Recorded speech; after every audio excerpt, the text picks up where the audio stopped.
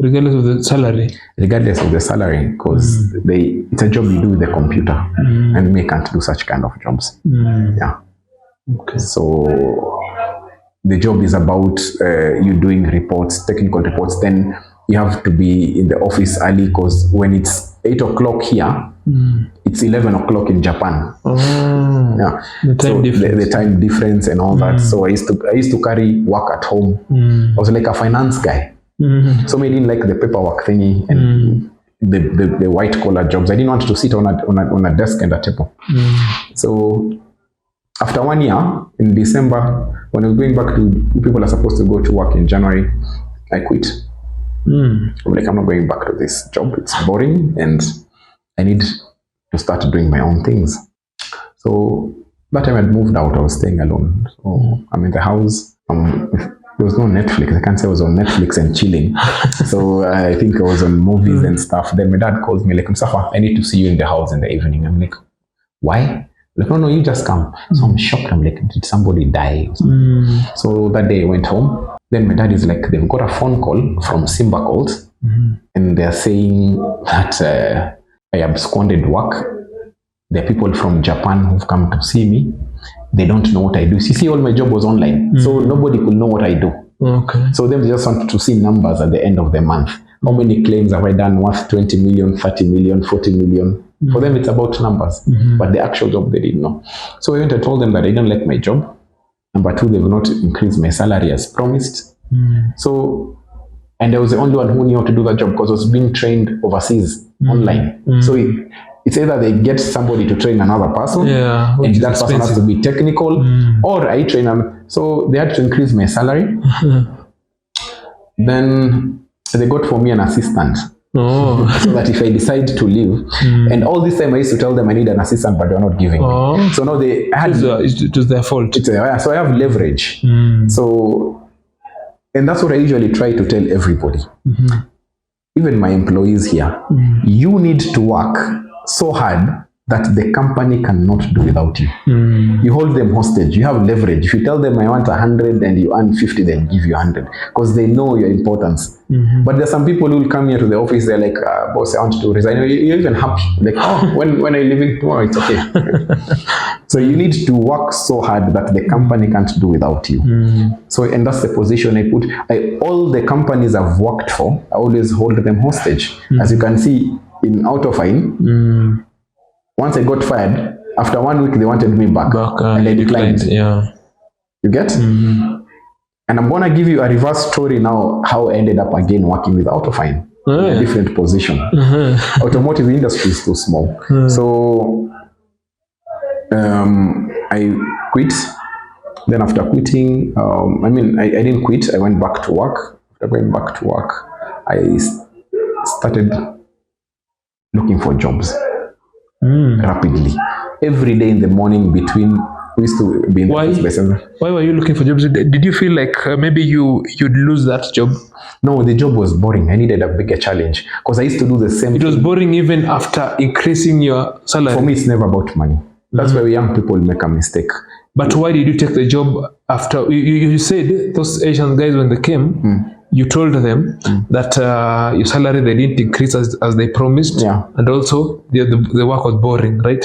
But now after they increased the salary and they got you an assistant, you took the job back.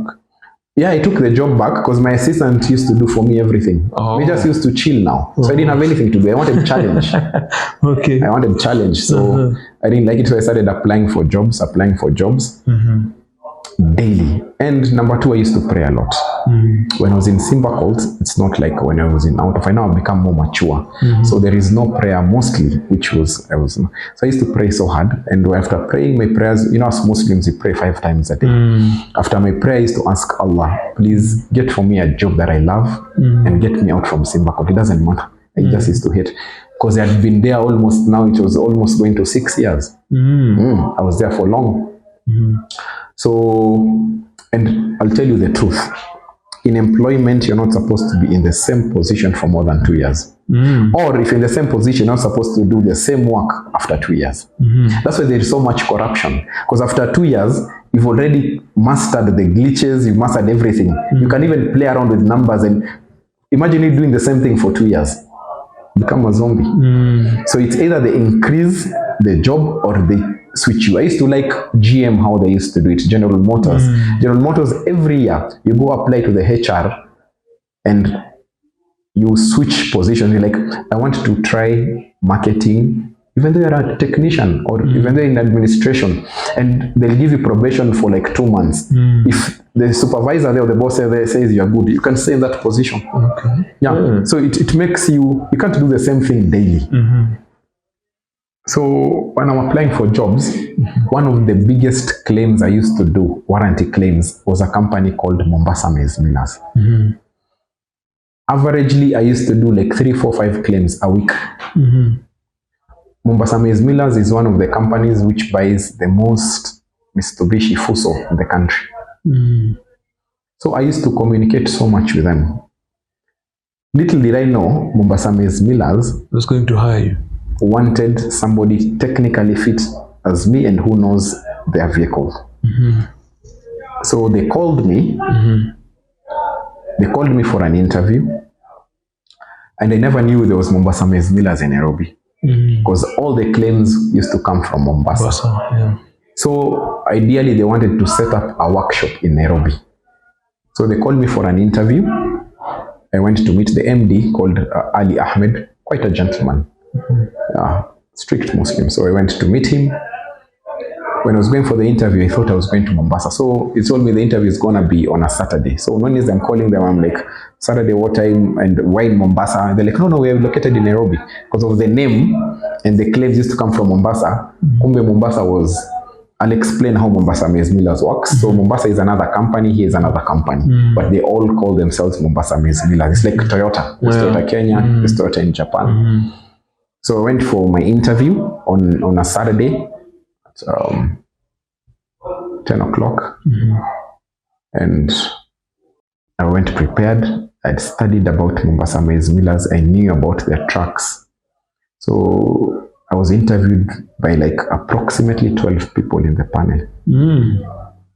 In Mombasa Maize Millers, it's a very sensitive job for you to be the workshop and transport manager, because you control the whole company. You're actually the boss, not them being the bosses, because after the product leaves the factory, you're the one who's in charge. How it's gonna go get there. So here I learned a different skill set. So they took you on board? Yeah, I went for the interview. After the interview, they asked me how much were you earning. That time I was earning 68,000. So the boss was like, okay, then I'll give you double. For you to quit. Yeah, that time you can imagine you earning almost 100,000. By that time you're living alone. I'm living alone. I'm a bachelor, as in it was too much for me. So I said no. I said I want minimum of 150, and I want a driver, and I want a car. I was just so they asked me, in Simba Calls, are you getting a car? And I'm like, no. Then why do you want? Because I told them, because I'm good at my job. That's what I told them. So they told me, okay, then we'll get back to you. So they called me. That was on Saturday. By Wednesday, they're calling me. They're like, you've passed the interview, we want you. Then I'm like, am I getting a car and a driver? They're like, no.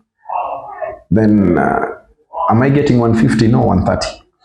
Then I'm going back and forth with the HR. Then I told the HR, let me speak to the owner. So the owner called me. It's a conversation for almost 2 hours. It's after 5 o'clock after work. So it's convincing me to come. Then I'm like, Mustafa, okay, let's share the risks. Number one, you're very young. Number two, you've never been a manager before for such a big magnitude company. So we are taking a lot of risks. Then it's like, the reason why, I skipped a part. They said they don't have a workshop. They want to set up a workshop. Here in Nairobi? Here in Nairobi. Okay. So they're like, can you set up a workshop for us? I want you to listen to my answer. That's why I told you everything is a chain. I told them my project when I was doing my diploma in project management was re-engineering process of an automotive industry, a case study of Simba Calls. So what I've done as a project, now you're going to give me the chance to implement it. Okay. What I did... The one they told you to leave a copy there. Yes. This is what I'm going to implement now. And I was given a blank check. to make my workshop as I want. And this is a multi-billion-dollar company. So I started building. So for 6 months, I was a contractor. So at that time, did they agree to give you the car? No, they didn't. So I was like, okay then. It's like, I'll give you the money you want. I'll give you anything you want. Please come start. Then we see how you work. It's a give and take thing. So I went to the office the next day and did my resignation letter. My boss was furious. He's like, why do you want to leave us? I'm like, no, I need to upgrade myself. I've been in the same position for 2 years. And I told you, I can never be in the same position for more than 2 years. Never. I'd rather quit. Then it means you're not good at what you're doing, or these guys are not recognizing you for who you are. Because after 2 years, you need to move up a scale. And this I'll tell to everybody, even here in my company. After 2 years, like for example, in Automechanica, when you come in as a new technician, we'll give you Japanese cars. After 2 years, now you need to be doing all the cars. Then after 2 years, again, you need maybe to be now supervisor, or you can book in the cars. You know, you can talk to clients. You need to upgrade yourself. You can't be the same position every day. So I resigned. Then they told me they're going to promote me in January, because that time it was I started working in Mombasa Maize Millers in October 1st. It was in September, because I had to give only 1 month notice. So I'm like, no, I have to leave now. So I quit my job. I resigned, went to Mombasa Maize Millers. The first 6 months, nilikuwa mimi ni mtu wa mjengo. Oh, now setting up the workshop here in Nairobi. Yeah, in Nairobi. So getting contractors, doing cabro on the floor, setting up pits. But mostly I was using YouTube. Most of my knowledge I was getting it through. Now this is a different thing. Hisi kitu umesomea, you don't have knowledge on it. Yeah. Now you're just researching on YouTube. Ni kama wewe ni chef, mtu akwambia ujenge kitchen vile unataka. So I started researching on YouTube and all that. So nikaanza job my first month. By my second month, I'm getting a phone call from Management University of Africa, MUA. They're telling me, Mustafa, you've been registered for a degree program. Your dad is the one who's registered you. You need to pay a school fees of 78,000 or like this man now, he can never let me relax. Ndio umepata tu kazi. Nimepata kazi. But I went and asked him why. He told me, you're earning so much money. What will you be doing that money? And you don't even have a family. You have to go back to school. So I started my degree program. While working at Mombasa Maize Millers. Yeah. Because like my dad told me, I've never seen a manager without a degree. You're a fraud. So you need to go back to school. When you go for meetings and all that. So the best part of my life is this time.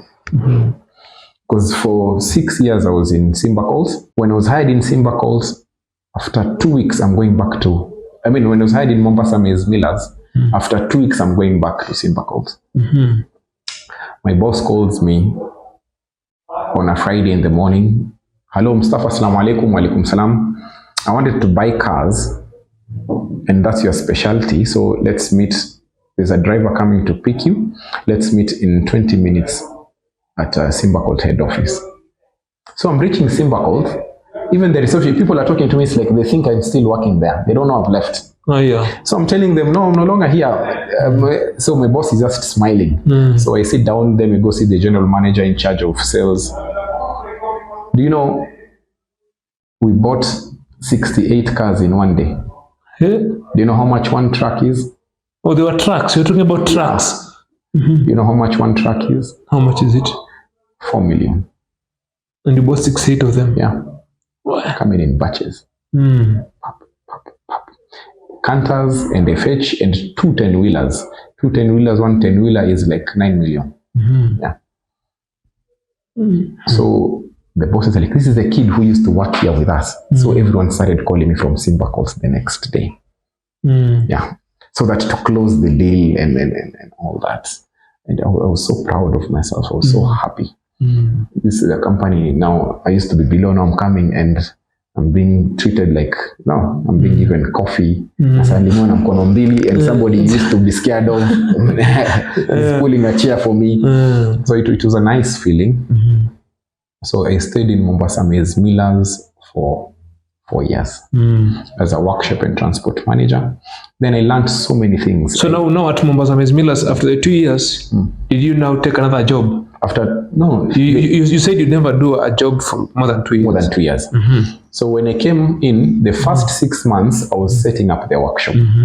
After setting up the workshop, I started interviewing employees, hired people, mechanics. I started building sections, body shop, service divisions, car wash, fleet, tracking. I had so much work. I was so stressed. I cut off my social life. I never used to speak to anybody. And at that time, remember of all that work and you're still doing a degree. Yes, in the evening. Then after 6 months, I got married to my wife. Then I set up the workshop. Then I started managing now the workshop. Then I started the fleet section. And just to interrupt, you said you after 6 months you got married. And you also said you cut off your social 100%. Was it a motivation for you? Like, was that the leading thing that made you to get married? Like you felt like you're so alone, you are lonely, you have too much work, or maybe what made you to get married at that time? Already I was dating the love of my life. Every man needs a woman next to them. Then I was ready to settle. She was ready to settle. And I wanted to be more responsible. You know, when you're married, when you're with somebody, you're more responsible than a solid person. But please don't forget, at the back of my head, I still have my business plan. And I'm still working. And I'll tell you for a fact, I was hired in Mombasa Maize Millers, earning 130,000. From the first month till the day I left that company, I've always been saving 50,000 a month in the circle. So my life was always less 50. And when I left that company, I left with almost $1 million cash. No Denny, no nothing. That's how I set up my business. So after I got married, after 3 months, I got a kid. Then I started doing a fleet section, different from the workshop. So I started becoming in charge of tracking of these cars. When they leave the company, they're going to deliver the goods. When they're going to deliver the goods, you have to do tracking of those goods until when they reach their destination. So the job scope actually changed. I don't know if you get it. The job scope changed from being the workshop manager now to transport. Yes. Because you have to manage. Now, you fix the car. When the car is outside, again, it's still under you until when the goods are delivered, it comes back. We had 4 directors. Believe me, after the 4 directors, it was me. Eventually, I ended up being like a GM there because of everything I was the center of everything. The procurement was under me. In Mombasa Maize Millers, I used to do procurement hundreds of millions in a year. If I used to manage 250 cars, trailers. So you can imagine, I used to buy tires almost 1.2 million a month. So if I was a corrupt person, I'll be one of the richest youths around. Imagine getting a percentage commission from all that. So, but in my policy, I usually say, the way Waswahili wanasema, kule haramu inaingia na mdomo inatoka na pua. Pesa ya haramu haikai. So I've never asked for any kickbacks. It's not my character. I've never been I always believe you only earn your sweat and you only earn through hard work. That's always been my policy. So after that, I had a deal with the owner of the company because I knew after 2 years I'll have finished the job. So we had a deal because Mombasa Maize Millers has a lot of companies. There is one in Mombasa. There is one in Nairobi. There is one in Nakuru. So Nakuru was under me still. Then there is one in Kitale. Then there is one in Kisumu. So he told me after I finish setting up this workshop, he'll send me to set up the other companies. But he was just seducing me for me to take the job. Because me, I knew myself. After 2 years, I'll have done. with it done and dusted. So I'll need another challenge. So he took me to our sister company called Edible Oil to try and set it up. But there was so much politics because the directors are different. They don't want things to be done a different way. Treats you differently from you. The way your main boss is treating you. So I resigned From 2 years. Yeah. And just before you resigned, But they didn't accept my resignation. Okay. After you set up the workshop here in Nairobi, you started working for a bit. Did they give you that vehicle, the one you wanted, No. the car? You see, employers, they usually said, they tell you yes, but for it to make it happen, it's a long con. Okay.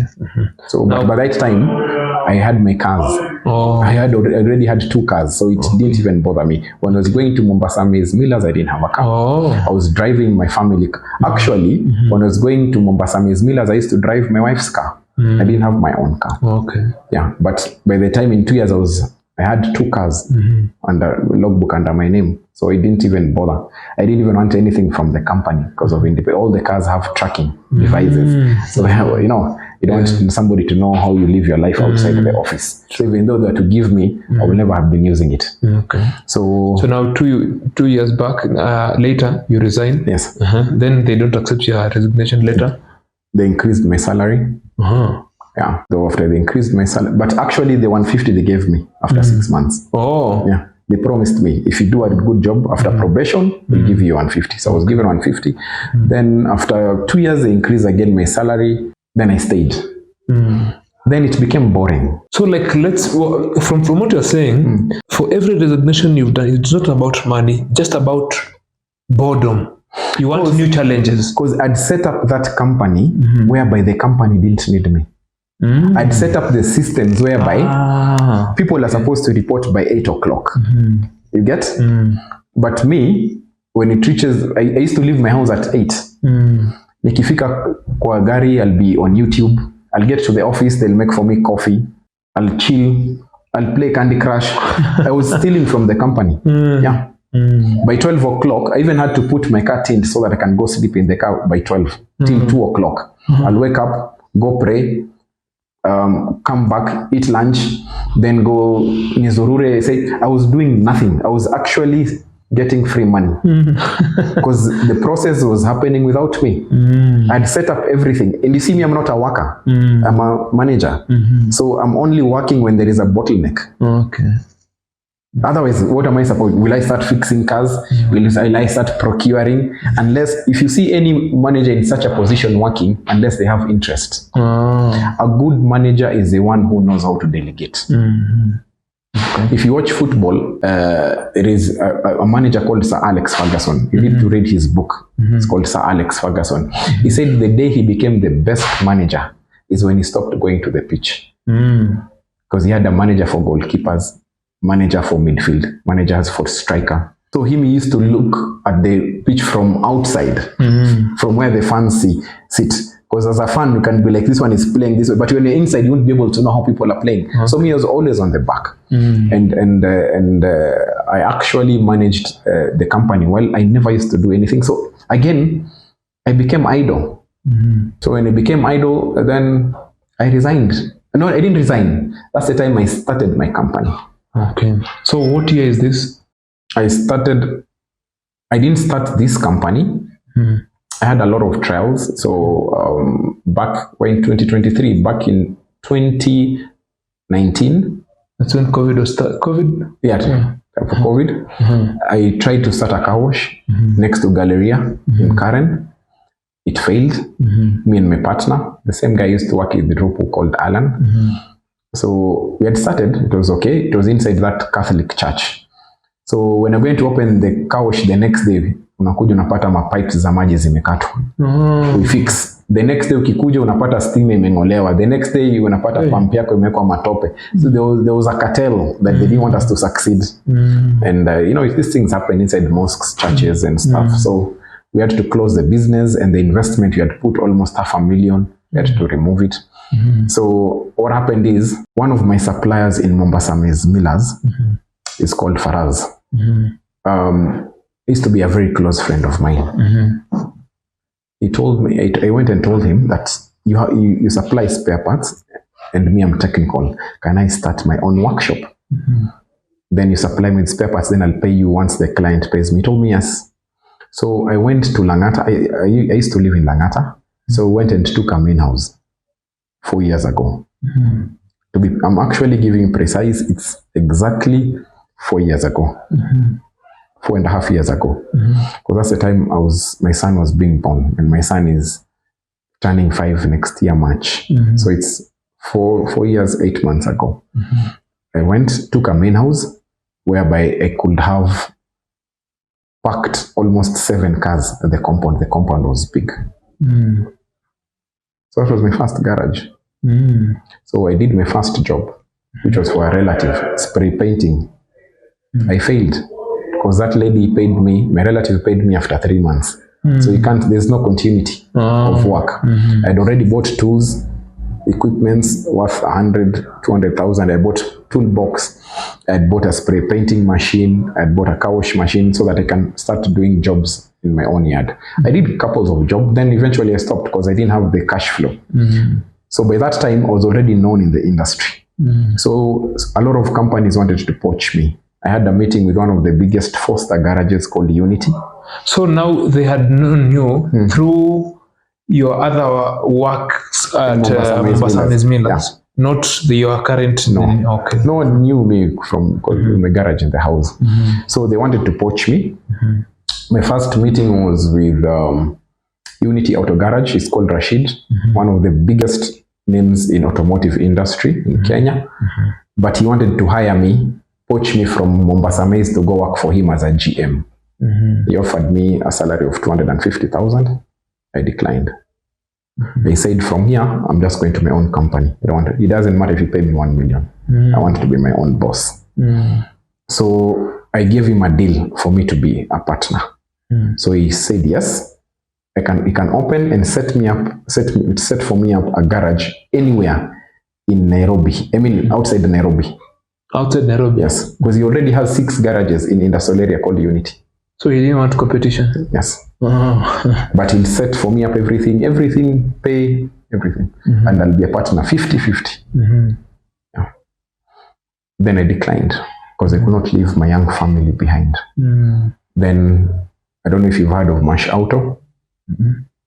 There's a gentleman who owns Mash Auto called Ashraf. He wanted to partner with me as a partner also.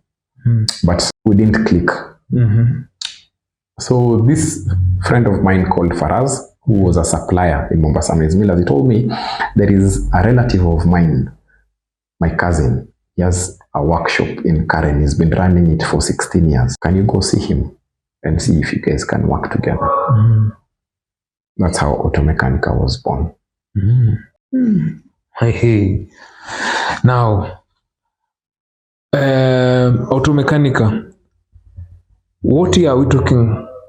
It's when you started now this whole space? 3 years ago. 3 years ago. Not here. We started in his house. So I went to see him, and I used to have so much power when I was in Mombasa Maize Millers. The gentleman was like, he wants to give him business, then he gives me something in return. Then I told him, no, that's not my cup of tea. So we're like, okay, then let's become partners. So he told me I have to buy shares from his company. How much? Told me 10 million. So I had to raise 10 million. Yeah. Then after that, I told him if I raise the 10 million, then you'll have to close your company. Then we become one partners. Then he said yes. So in the next 6 months, I was in Mombasa Maize Millers, but I was working for my company. I was actually working for my company. Trying to bring in business. I succeeded. Then that's the time the COVID was happening. I was lucky. My sister is a lawyer. So all the law firms were shut down, were closed because of COVID, and the courts were closed. So she started working for me. So I put her to be an administrator at Automechanica. So my partner is called Nasir Butt, and his company was called Automechanica Parts Limited. So after 6 months, I brought in business worth 10 million. He closed his company, and we started a company called Automechanica Workshop Limited. And that's how I ended up owning a company. Yeah. So we started under a tree. We could, in his front yard, we could only park averagely 6 cars in the yard. And now by this time you are getting a lot of clients that you couldn't, the space you had couldn't hold all those vehicles. So my dad is into real estate. So after that, he got for us this property whereby we have a lease for 10 years. So we ended told, but we need to move.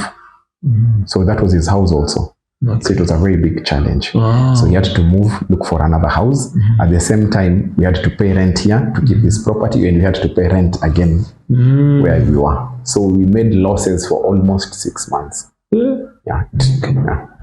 So we moved to this place, and that's why we are here together, me and him. Okay, and from what you've just said, I see your dad playing a big role. Parents are everything. It's like he's the one who is looking for all these jobs for you, making decisions, telling you to go back to school. Like, don't you ever feel like maybe he's too much into your life, or you just accept it?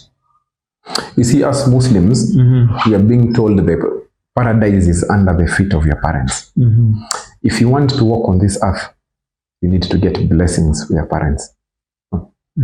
That's why sisi sote tunaishi. Utashindwa, jana ulikuwa umeenda au tumekata maji, umeendesha gari, ulifikaje? You are saying it's luck. No, your mother prays for you at night.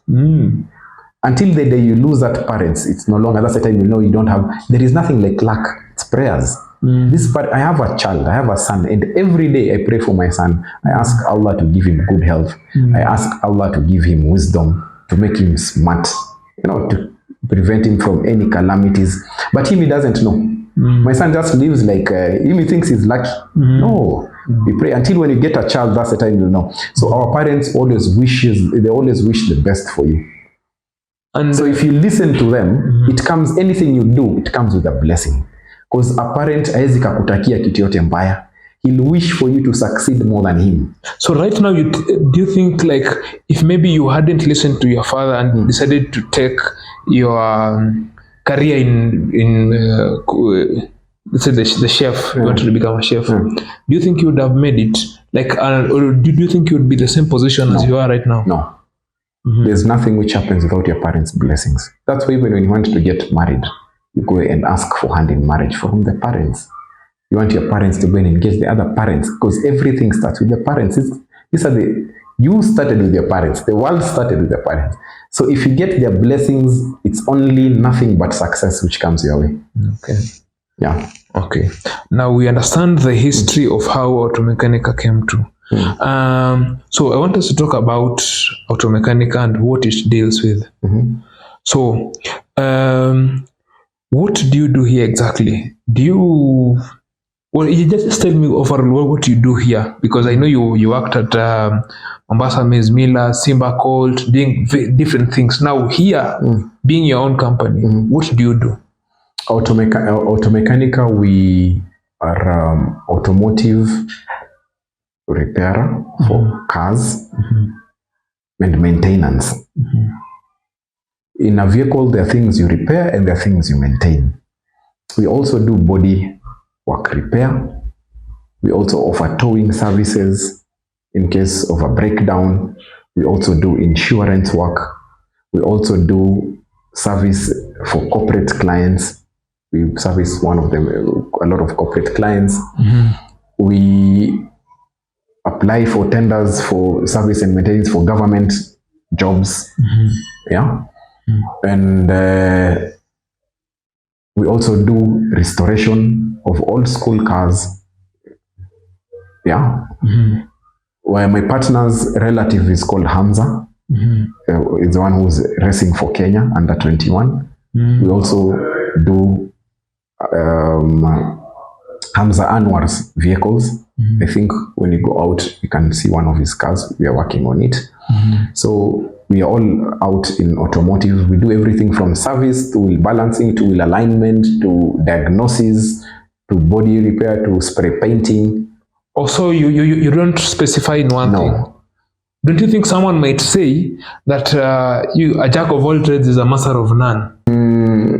I think we have experience in everything. As you follow my career, the best thing I told you, I learned the best knowledge I got is when I was at Simbacol, because when you're doing mechatronics engineering, every 3 months we are being rotated in different departments. For 3 months we're in bodyworks, 3 months we're in spray painting, 3 months we're in alignment and balancing, 3 months. So I have you see, you need to have a niche in everything, yeah. But we have heads of department in every section. My specialty right now in Automechanica, I mostly deal with marketing and administration. My partner deals with the workshop and spare parts. So we've divided our roles, but we are all technical people. So when a client comes here, we can engage the client, and we know every work in progress in the company. We get reports, a dashboard report every day in the morning, prepared by the management to us, to the director's office. So we know what is happening, everything that is happening. We manage the workshop ourselves. We know the status of each and every vehicle. We follow everything ourselves. And how do you get your clients? Referrals, so word of mouth, social. We do social media, but mostly I'm the one who does marketing for the company. Most of the clients is corporate, so I go around insurance. I deal with so many brokers, insurance agents, and bank assurance themselves. Then the thing is, you'll ask, how did I, because I do automotive, how did I end up in insurance? So that's why I want to tell you how my dad came in play. My dad has been having his insurance company for the last 40 years. He's an insurance broker called Kensure Insurance Brokers. He's a guru in the insurance industry. In terms of automotive? Everything, but mostly automotive. Even medical, everything. But his specialty was in general insurance, my dad. So he's the one who used to insure Auto Village. He's the one who used to insure Autofine. And all his clients, when they get an accident, he used to take the cars, others to DT Dobby, to Simbacol. That's why he knows a lot of people in the automotive industry. That's how he was able to fix you in all those places? Yes. Through the insurance business. But you see, I always tell people, so many people, right now I hire my own company, and you can bring for me a relative. I'll be like, oh, I'm going to help you out. Let the kid come. You know, I've ever interviewed somebody. He's sitting at the opposite of the table. Then I'm telling him, please kindly tell me about yourself. The gentleman asked me, see, you have my CV, just read it. So you can take somebody, you can try, they only connected to the interview. From there, it's up to you how you pass, if you match the position. So yes, my dad introduced me, but sikuingia hivyo tu. I had to go through all the processes of the interviews. Like when I was doing mechatronics engineering in Simbacol, I went through 3 interviews. Theory. And remember, even apart from your dad also introducing you to these businesses, to these companies, you also made mistakes and quit. Yes. Yeah. So it doesn't. Then you learn from the mistake. Yes. Yeah. But till now, I won't lie to you, my dad still helps me out. In my business, like for me to get into the insurance panels, I still get the help and advice from my dad.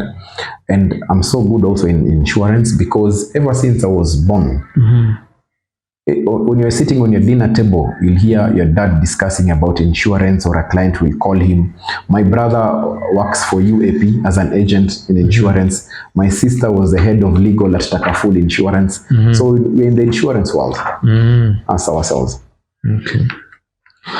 And how do you charge your clients? Basing on what?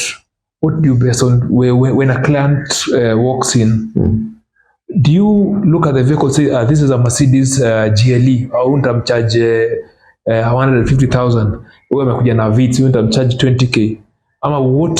What is the basis? The basis, number one, is the scope of the work. Depending on the scope of the work, for somebody wants to be spray painted for 1 panel, it won't be the same as 2. Number 2 is for the, as what you said, type of a car, because definitely the paint of a Mercedes, it won't cost the same as the paint of a Vitz. Number 3 is the quality of the product. It depends with the client's taste.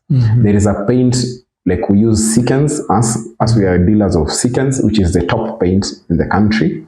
Then for the other clients, we can use Nippon, which is also very good, from Japan, but the quality is not as Seekens. Seekens are the ones which they use to paint the aeroplanes. So it's very expensive. So for you come here with a 4x4, you want me to use Seekens, I'll charge you 200,000 because your paint is already costing 100,000. You get? So it depends on your taste, what you want. Somebody can just wear a t-shirt, plain polo. Somebody will want to wear a Versace. It depends with your taste and how deep your pocket is. Things like service, it's standard. For labor, we charge for service 3,500. Yeah, for a minor service. For a major service, if you are doing the lubes and everything, it depends with the scope of work. There's somebody who will be like, don't do wheel alignment on my car, don't do wheel balancing. The others will like do everything. The other clients we have, they give us an open check. You fix my car, then send me the bill. Those are the good clients. So we take you according, but there are things which are standard anywhere. In regards to labor, it doesn't matter if you have money or you don't have money, the labor is constant.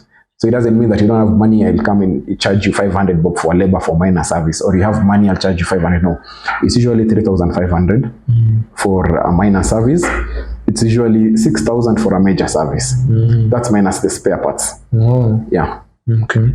And you don't specialize in certain brands of vehicles, you just do... No, we are a jack of all trades. We do everything, everything, and our technicians are capable and experienced. Like my supervisor has been with the company for more than 10 years. Yeah, because I told you I just came in as a partner, but the company was already ongoing with my partner. Okay, and what are some of the lessons that you've learned in this business, in the automotive business? The automotive business, the main thing that I've learned, it's all about quality and integrity. Quality and integrity. Yes, you give the best quality, workmanship. Number two, quality goes through technical and the customer service. Like when you bring your car, I don't have to wait for you to call me asking me, Mustafa, gari yangu imefikia wapi? No. We have a customer service advisor who her main job is to update clients with videos and photos on WhatsApp. Yeah. And we call you constantly before we work on something. We update you. We tell you this is the defect and this is how much it's gonna cost. We just don't come and give you a bill. So we engage you, not naggingly, professionally. Then number two is integrity. Most of the garages, even the dealers I've mentioned, the technicians don't do what is in the job card. There's usually so much integrity issues, ethics issues when it comes to automotive. And that's what I usually hear from my clients. My clients bring the car and anambia nimetoka kwa garage fulani and this guy has said that the car is still the same. What is the problem? So we do diagnosis on the car, then we're like, your spark plugs are defective. Then the gentleman goes, but I've just replaced his spark plugs. This guy has conned me. So it's usually about integrity. Same thing, I'm doing an oil change for you. How sure are you I'm going to replace the oil or I'm going to leave the oil? You can never measure. The oil is still black. So it's about trust. It's about... So how do you ensure here that your mechanics are trustworthy? Because you want to tell me that you are here in this office as a manager and you're also there in the ground supervising the mechanics. How do you ensure that they don't steal? And these guys, it's purely constant supervision.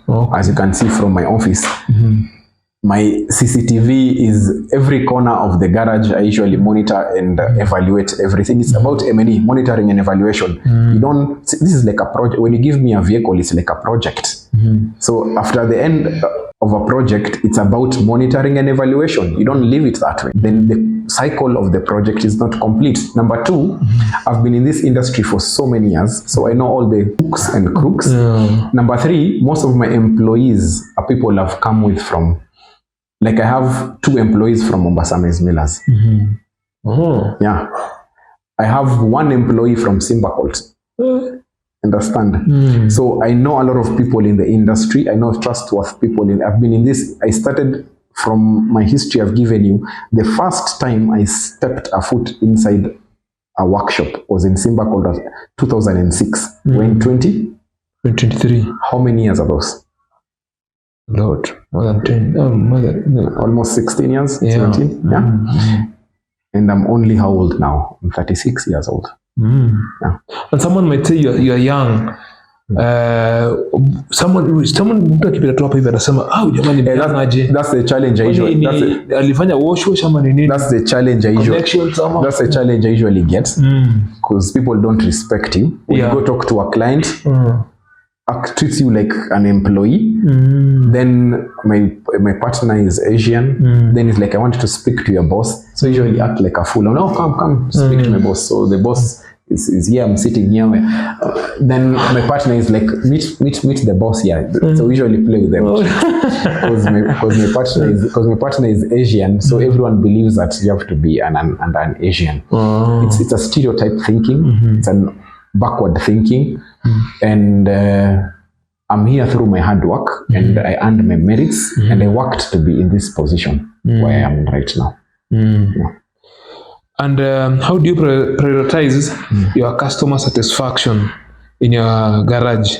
And what steps do you take to ensure that you have positive customer experience? Our motto as Auto Mechanica is quality through continuous improvement, whereby we have to make sure that what happened is when I came to this company first, I didn't sit in the office. For 3 months I was outside. Outside? What do you mean outside? I was in the yard. I was showing them how I want, because I quit my job last year, September. So I've been here only 1 year. 1 year to 3 months. So there's a way these guys were working, because I was not here. I was a partner, but outside. I was still an owner when I was not in the company. You're still working for Mombasa? Ms. Millers. So when I came in, I had to show these guys, I want you to work. These are my standards. These are my levels. Do this, do that. You have to be in the ground. So then you have to get employees who will listen to you. So we had to lay off others, because there are others who didn't respect me. Still, they didn't want to adapt to change. So we had to lay them off. So we had to change a lot of things. And do you think that disrespect was due to your age? 99% is because of my age. 99 because people don't want to respect, because most of the people I deal with, they're older than me. Because when I came here, I was 35. When I was in Mombasa Ms. Millers, I was 30. When in Simba College, I was 28. Everyone I've always managing is always older than me. Yeah. And now, when we're talking about customer satisfaction, you see, there are some customers who would like to be there during the repair. They want to supervise themselves. And you might find some mechanics, they don't want the supervision. They feel like, huyo jamaa anatukazi, kwani anatuangalia kwani anafikiria asiyetujui kazi yetu. Do you like we've trained the mechanics that they need to but we only do that in service, not in body. You know, body shop, the body works takes almost a month for you to complete. So the customer can't come here daily. They only come for to see the work in progress. But for service, most of them, they always want to be there. And which will let them happen. If you don't do that, they'll go to petrol stations, because petrol stations, they allow the customer to stand there when the oil change is being done. So the competition things are different. And I'll give you an example. If we don't allow our customers, to come in, and if you don't allow our customers to come in and supervise the vehicle, and in auto